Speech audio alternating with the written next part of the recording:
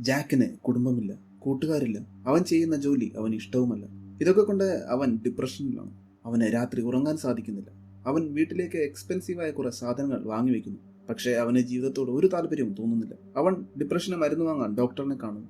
Doctor തമാശയ്ക്ക് പറയുന്നു, നീ ഒരു ക്യാൻസർ സപ്പോർട്ട് ഗ്രൂപ്പിൽ ചേര്. അവിടെ നിന്നേക്കാൾ ദുഃഖം അനുഭവിക്കുന്നവരെ കാണുമ്പോൾ താനേ നിന്റെ ഡിപ്രഷൻ മാറും. അവൻ അങ്ങനെ ഒരു ക്യാൻസർ സപ്പോർട്ട് ഗ്രൂപ്പിൽ ചേരുന്നു. അവിടെ അവന് ജീവിതത്തിൽ മിസ്സിംഗ് ആയ കുറെ കാര്യങ്ങൾ, സപ്പോർട്ട്, ഇമോഷൻ, സംസാരിക്കാൻ കുറച്ചാളുകൾ ഒക്കെ കിട്ടുന്നു.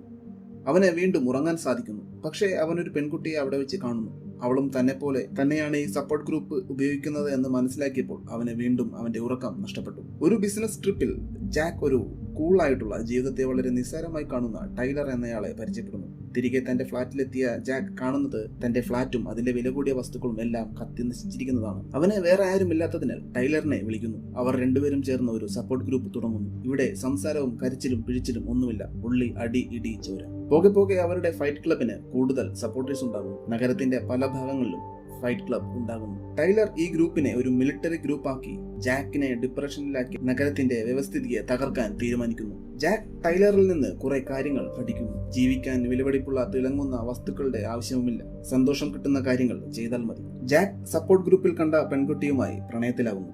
താമസിയാതെ ജാക്ക് മനസ്സിലാക്കുന്നു ടൈലർ തന്റെ മനസ്സിന്റെ തോന്നലാണ്, ഒരു ഓൾട്ടർനേറ്റ് പേഴ്സണാലിറ്റി. തന്റെ ഡിപ്രഷനും ഒറ്റപ്പെടലും ഉറക്കമില്ലായ്മയും മൂലം ഉണ്ടായത്. ടൈലർ കൂടുതൽ അപകടകാരിയായി മാറാൻ തുടങ്ങുന്നു. ടൈലർ തന്റെ തലച്ചോറിന്റെ തോന്നലാണെങ്കിൽ താൻ ഇല്ലാതായാൽ ടൈലറും ഇല്ലാതാകും എന്ന് മനസ്സിലാക്കി ജാക്ക് സ്വയം തോക്കെടുത്ത് വെടിവെക്കുന്നു.